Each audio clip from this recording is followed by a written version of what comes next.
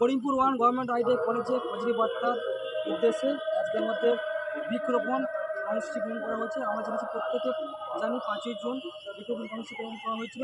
আজ আমাদের 10ই জুন পুনরায় আরেকবার আমরা বৃক্ষরোপণ কর্মসূচি গ্রহণ করেছি।